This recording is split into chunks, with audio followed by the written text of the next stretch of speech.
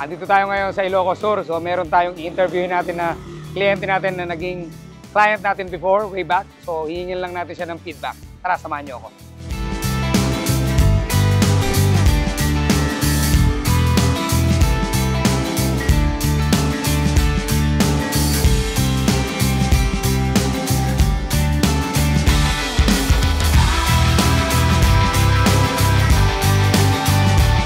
Andito tayo ngayon with Sir. Sir, sobrang thankful ako kasi pinagbigyan mo ako. Alam ko matagal na natin tapos ang transaction namin sa kanya pero may mga gusto lang akong ipakita sa interview na to na kahit na matagal na yung transaction namin, nagkakausap pa rin kami.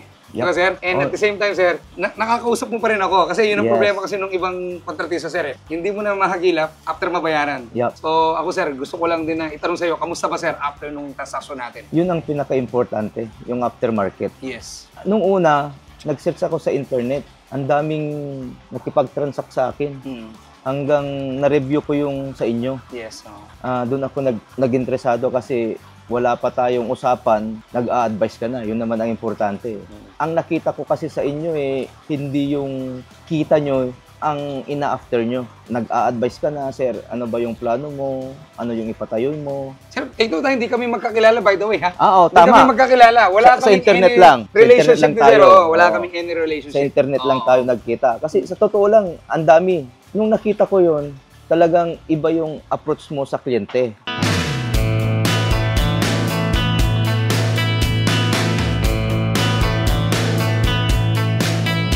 Yun ang pinakamaganda. Yes, Tapos, nung napatayo natin mula construction, doon ako believe na talagang sinubaybayan nyo. Yes, Ang laking tulong lang sa akin nung nag-advise ka na sa inyo yung construction, okay lang, sir. Basta yung fittings, kami na. Basta plumbing and equipment. Kasi yun yung in-avail na service sa akin, sir. Consultation, and then plumbing and equipment. So, kasi meron tao si sir By the way, kompleto kasi ng tao si sir. So, hindi lang niya, yung mga tao niya, hindi lang 40 yung swimming pool. That's why, doon kami pumasok. So, doon namin binigay yung specialty namin kay sir. Ginight namin sila all throughout. Kung ano yung mga tamang gawin, kung ano yung mga dapat gamitin, kung ano yung mga lahat, do's and don'ts. Saka yung advice nyo noon na, tama naman na ayaw ko lang kasi na gagastos kayo ng malaki. Yes. Paulit-ulit. Paulit-ulit. Doble-doble. Kasi sa experience ko, sir, nalagyan na natin ng tiles, tapos may mali pala, back-back, gastos ulit. Sabi mo ganun. Kaya mas maganda, agapan na lang. Yes, Kung nga lagi ko sinasabi, lahat ng kapalpakan na ginawa mo dyan, sir, pag may tubig na yan, lalabas at lalabas. Hindi mo maitatago. So, yun ang iniiwasan ko, sir, yung doble-doble caps. Hindi kasi kagaya ng bahay yan, sir. Diba, ang bahay, pag nagkaroon ng problema yan, mamasilahin ko lang yan. Sir, ang pool hindi. Masakit sa ulo to.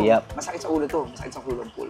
Kaya yun ang iniiwasan ko. Kaya lagi kong pinapayo sa kliyente ko na gawin natin yung tama. Kasi pag budget, naku, sa tulong, masakit sa ulo tong swimming pool na to pag binudget mo lang yan. Pero pag sinunod mo talaga yung... Pag sinunod mo yung tama, long term, sir. Kasi matagal. Ang pinaka-importante talaga yung aftermarket niya. After sales, sir. After sales. So, importante talaga yun, sir. Kasi, alam mo, nung nagka-problema ako, kinaumagahan, nandito na, ang layo mo. By the way, pakita ko lang yung problema si sir, tumawag siya sa akin, kinaumagahan. Nandito na. Andito na kagad. Ganun kami kabilis kausap. Basta, bakante kami, Kahit hindi bakante. Actually, kahit hindi bakante. May inutusan kang tao. Yun. Sir, hayaan mo. Kay sir nang galing, Hayaan mo, sir, tawagan ko yung mga tao ko, wala sila dito sa akin, pero tawagan ko, papuntahin ko sa pagbibilhan. Pabili. Di ba nagpapabili ako? Tama, nagpabili muna Kung hindi mo kaya, sir, papuntahin ko. Pero subukan mo. Yes, Pag hindi mo kaya, let me know. Kaluluwas sila. Yes. Kung wala kang mabili dyan, sir, sabihin mo lang sa akin, papadala natin. Yes, I'm sure lahat ng kliyente namin nakaka-relate kasi ganoon naman ako, sir, kahit kanino. Hindi ko siya kilala personally, pero ako, lahat ng kliyente ko ganyan ko tratuhin.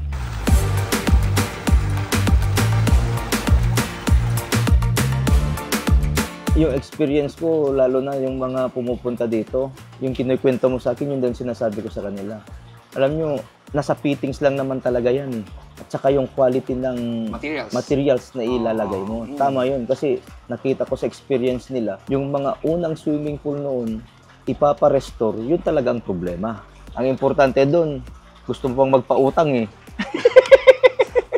Walang problema sa akin yun. Walang problema sa akin. Kung hindi mo kaya, sir, okay lang. Walang problema. Basta akin, sir, hanapan natin ng solusyon. Oo. Kasi ang problema, again, lagi ko sinasabi, ang problema, hindi yan tinatakbuhan.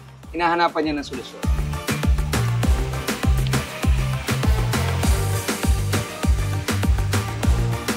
Yung serbisyo nyo, sobra. Ang ganda. Thank you. Thank you, sir. Overall, sir, anong masasabi mo? Are you satisfied? Yes, sobra. Kung mayroon sanang 110, 110.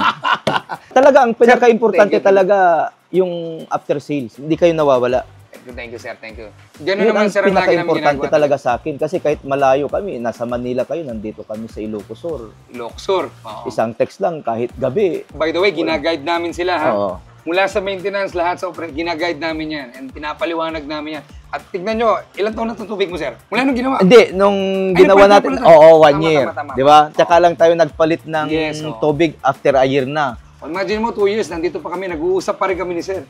Sa iba, hindi mo na mahagilap yan. O kami, nandito pa rin kami. Talagang sobra akong nagpapasalamat kasi sa dami sa internet Thank you. na makikita mo 100% talaga. Thank you. Ako naman, sir, sobra naman akong thankful kasi sa dami-dami, sir, napili mo kami. Yeah, Sobrang kasi nakita ko sa mga review yun noon at saka yung mga video nyo. Doon ako believe noon doon sa repair nyo na swimming pool na ilang taon na nagpro-problema nung may-ari. Tapos yung unang gumawa nakita ko Bulkasil, Common yan, sir. yung ginagawa nila. Sobrang common. Sir, kami, wala kami. Oo, tama. Wala. Wala. Kahit kaunting leak lang, believe ako sa mga tauhan mo. Doon ako believe, ayaw nilang iwanan yan pag may kaunting leak. Yun ang ano namin, sir. Ayaw namin ng tulo. Tandaan nyo, ayaw namin ng tulo. Oo, tama. Mahirap kasi yun, sir, may tulo. Sobra. Kahit antibiotics yan, mahirap. Doon mo makita talagang inaalagaan mo yung kliyente mo. Ano lang, for the context, matagal na kasi si sir na kliyente ko, tsaka wala naman ako naging problema sa kanya in terms of payment. Kaya ganoon na lang din ako kaluwag sa kanya. And ang client sa akin, pag kita ko maayos magbayad, maayos and then meron lang konting problema, and then may konti tayong budget issue, walang problema yun. Kasi sir, yung mga swimming pool namin, hindi naman hanggang 2 taon lang yan eh. So matagal yan, long term kami mag-isip. That's why yung mga plumbing namin, yung mga linya namin, lahat sir ng inaabang namin, puro pang long term. So ngayon, pag mag-decide ka maglagay ng heater sa jacuzzi mo, Ready. Oo. Anytime, ready. Oo. So kung may gusto kang baguhin, ready. Oo. Baka ready lahat, sir. Kasi ganun ko siya gustong i-set up. Hindi natin siya, mahirap kasi tipirin yan, sir eh. Pag naibuhos mo na yan, tapos tinipid mo, wala na. O sir, anyway, thank you. Wala ang problema. Sir, maraming salamat. Appreciate talaga. Yeah. Sobrang appreciate talaga, sir. Kasi maganda yung serbisyo nyo. Thank you. Asahan ko, sir, baka magpatayo ka na isa pang masyon mo. Hindi, mag-partner na lang tayo. Walang problema, sir. Sabihan mo lang ako. Yeah. Kung anong gusto mong pag-usapan May natin. mga nagpapatayo, sinasabi ko na nga rin sa kanila.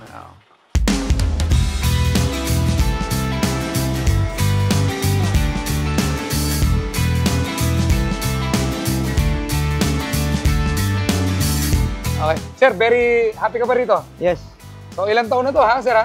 kontento ako. Kontento. Sir, maraming salamat ulit, ha? Yeah, walang Thank you, problema. marami, ha? Thank you. Thank you sa time, Thank you. sir, ha? Okay. Sa always na assistance, thank you. Oh, walang problema, sir. Anytime. Basta alam mo na, sir, pag kailangan mo ako, tawag ka lang, sir. Okay. Walang problema.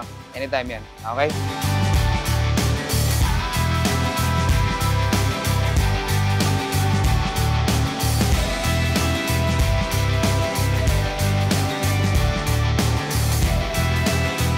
Ayan, narinig niyo naman sa kliyente natin kung gaano siya ka-happy at satisfied. Yan yun naman ang lagi natin ginagawa eh. We have to make sure na nakokontak pa rin tayo ng kliyente kahit tapos na yung project natin sa kanya, kahit wala na tayong transaction sa kanya, we have to make sure na nakokontak pa rin tayo for any problem or any issue. Kasi ang relationship ko sa kliyente, long term, hindi yan isang project lang. At most of the time, nagiging kaibigan namin yung kliyente. So kung kailangan nyo ng swimming pool construction, equipment, anything, at gusto mo makasigurado, alam mo na kung sino hanapin mo. Ito ulit si Tito Sai at your service.